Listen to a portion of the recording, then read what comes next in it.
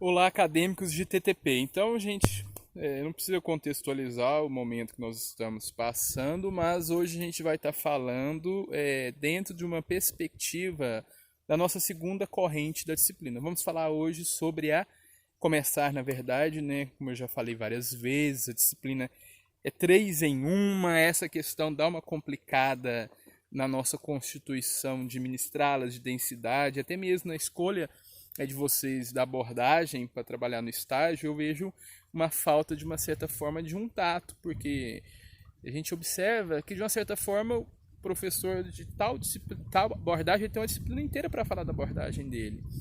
Eu tenho uma disciplina para falar de três abordagens nas quais eu transito, falo, oriento, mas a abordagem que eu utilizo, e é a minha corrente orientadora, a minha matriz orientadora, é a fenomenologia. Mas por que eu tenho essa condição de falar sobre o humanismo, orientar no humanismo da Gestalt? Porque o humanismo ele está vinculado ao humanismo atual dentro da perspectiva da fenomenologia, porque a fenomenologia é a corrente mais antiga, a corrente filosófica alemã.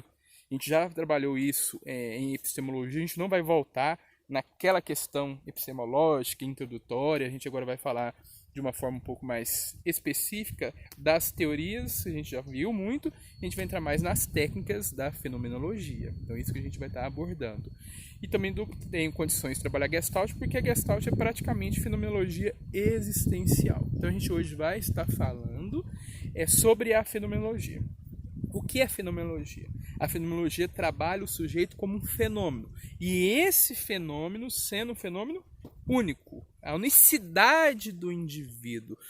Uma questão que é pertinente a gente destacar e apresentar, de uma certa forma, é que, para a fenomenologia, o processo da clínica, a gente já indo para o processo da clínica,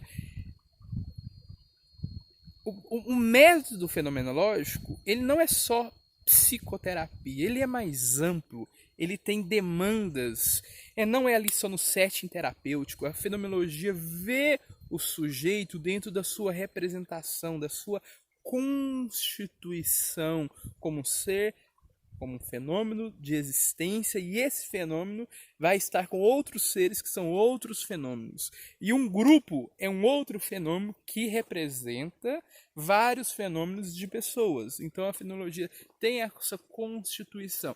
Mas então como que a gente trabalha e aborda a fenomenologia nas nossas técnicas, de uma forma mais específica, no consultório?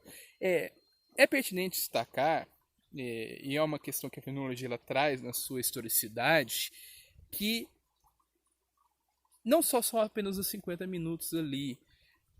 A psicoterapia, de uma certa forma, uma sessão terapêutica, ela é 50 minutos, mas o processo psicoterapêutico do indivíduo ele é bem mais amplo. Então, por que a fenomenologia e os meus estagiários, a gente não fica voltado apenas ali no consultório? A gente trabalha imensamente com visitas ambientais. Por que a fenomenologia trabalha com visitas ambientais? Qual que é a operacionalização dessa variável?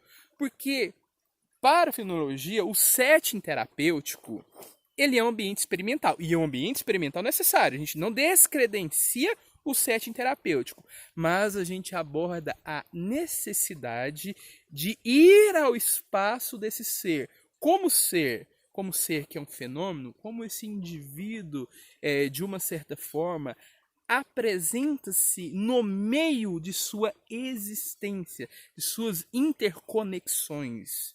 Então, o sujeito, ele pode ser que você intervenha no setting terapêutico, ele apresente melhores evoluções, mas quando ele regressa para o seu ambiente, pode ser que ele não consiga imprimir os avanços constituídos e desenvolvidos no processo psicoterapêutico. Então, é pertinente a gente destacar a abrangência da fenomenologia na sua constituição. E no consultório a gente trabalha com a fenomenologia existencial, porque o sujeito tem a sua existência, que traz essa constituição de existir, e o ser como fenômeno, que é a operacionalização da sua ação. do ser como indivíduo. Então, vamos voltar para a perspectiva que a gente estava falando sobre o indivíduo, a gente trabalhando com ele no consultório.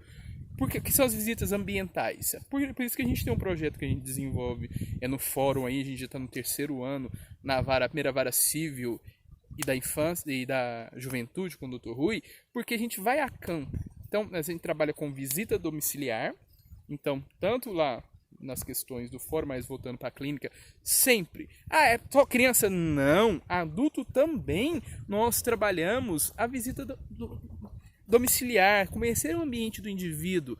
É quando ele tem outros contextos que a gente pode experienciar, os experimentos que a gente faz, por exemplo, tem um experimento que a gente faz, a gente aproveita essa praça central aí, as proximidades do aeroporto, a Praça Nova, a gente, principalmente pacientes com quadros de ciúme. Uma técnica que eu utilizo é a ambientalização do ciúme externo. Quando essa é uma técnica fenomenológica, o sujeito é um fenômeno e ele tem um quadro de ciúme. Por exemplo, teve uma estagiária nossa que a gente trabalhou tínhamos uma paciente, aqui a gente vai chamar de paciente para fenomenologia. Nós tínhamos uma paciente que essa paciente, ela tinha um ciúme obsessivo compulsivo.